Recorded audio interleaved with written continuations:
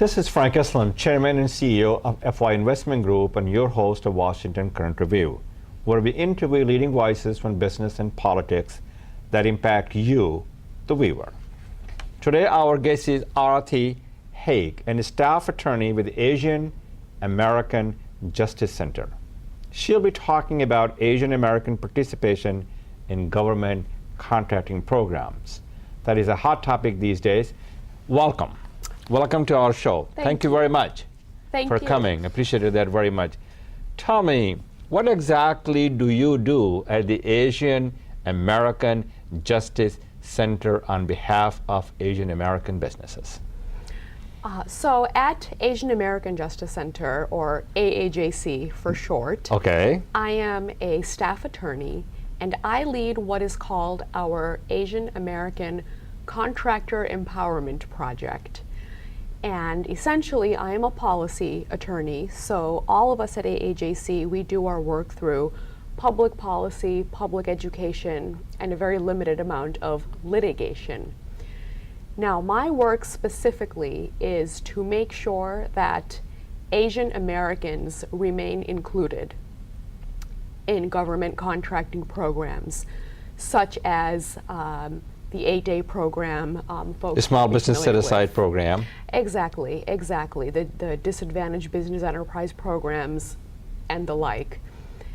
And the reason I started doing this work is because back in 2004, in the city of Chicago, Asian Americans were essentially kicked out of their government contracting program.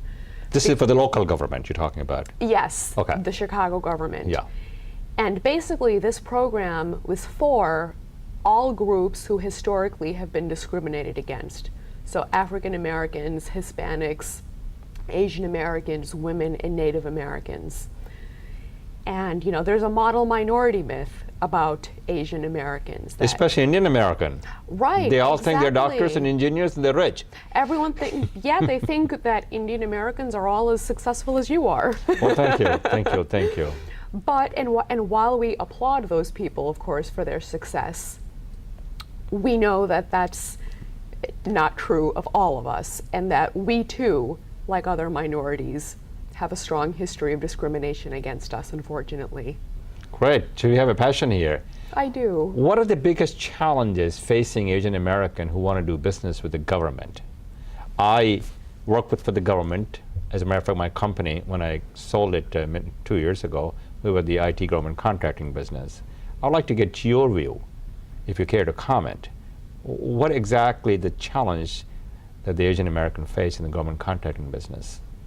Well, there's a number of challenges. I mean, one, first of all, is we are constantly fighting to even remain included in the programs. Another challenge, which I'm sure as a government contractor yourself, you're very familiar with, is just the mountains of paperwork and red tape that's involved to even get started. So for smaller businesses in particular, when they're trying to wade through those waters, it is a very, very difficult process, but one that if they do stick with it and finish that process, it definitely reaps its awards, because it's the government is, you know, the biggest customer there is. So do you think that the Congress and the general public understand the challenges that the Asian Americans entrepreneurs face? You know, unfortunately, I don't think they do. I don't think so either.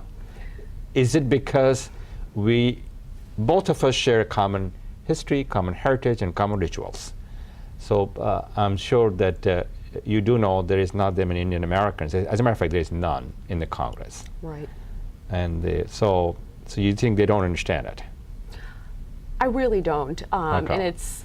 And it's too bad that in 2009 that I still have to say that, but I don't think they understand exactly what our history is. And, you know, when we talk about Asian Americans, that's such a broad term. There's so much diversity amongst us, you know, subcontinent Asians like you and I, then Southeast Asians, then folks from Japan and China. There's so, you know, it's people like to kind of lump us together as Asian American, but that term is very misrepresentative in a lot of ways.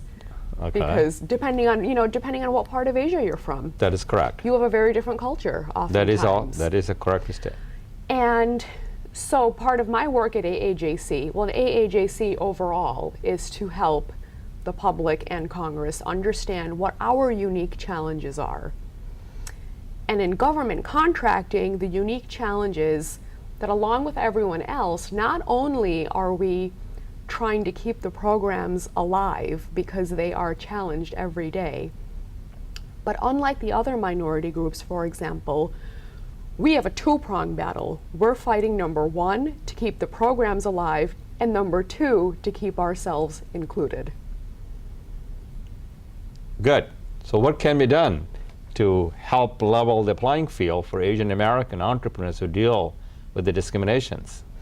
Well, Congress and the public need to understand, again, we are not this model minority, that not all of us are successful, that we are still plagued by discrimination.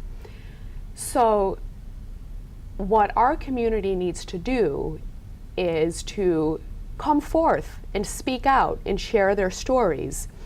We often applaud our success stories, such as you again, and of course we are so proud of folks like you. Well, thank you. Yeah, absolutely. But often we don't spend enough time talking about the folks who, for whatever reason, aren't making it. And that's what we need to draw more attention to. So we need folks who think they might have faced discrimination in contracting or in any other business aspect to come forth and say, here's what I've been through. And because it's amazing, Frank, I've seen from interviewing these folks, soon as one or two start speaking up, folks come out of the woodwork like you wouldn't believe. And that's what we need, is a collective Asian American voice that says, yes, we're successful, but not all of us are. Great. Discrimination is so difficult to prove, right? Absolutely. So what's the point in speaking up about it? And I do applaud you what you do. Won't that do more harm than good? You know, a lot of folks think that it will. They say, well, if I talk about discrimination, I'm complaining, I'm whining, I'm asking for special treatment. That's not what we're talking about here, Correct. though. We're not talking about special treatment. We're talking about equality. Good. We just simply want to be given the same opportunities that others already have. And yes, discrimination without a doubt is a difficult thing to prove. But when we're talking about it in this context, we're not worried about lawsuit type of proof that you would need in court. We're talking about personal stories that you have to share. So for example, if I may, Sure. There's a contractor in Minnesota. Minnesota. This is the city of Minnesota, and they work for the government. State of Minnesota. State of Minnesota. Yes, and he was working with the Department of Transportation. Okay. So which is federal. He was a part of their disadvantaged business enterprise program. Now, even in 2009, people would say things to him like, you know, we don't want to eat lunch with you. Your Korean food stinks. We can't understand your accent. Are you sure you're a US citizen? So those are the kinds of stories, That's unfortunately. demeaning. It's extremely demeaning. I mean, here is a man who is so educated and skilled and capable. Why does he have to prove himself anymore? Then why does he have to go through that?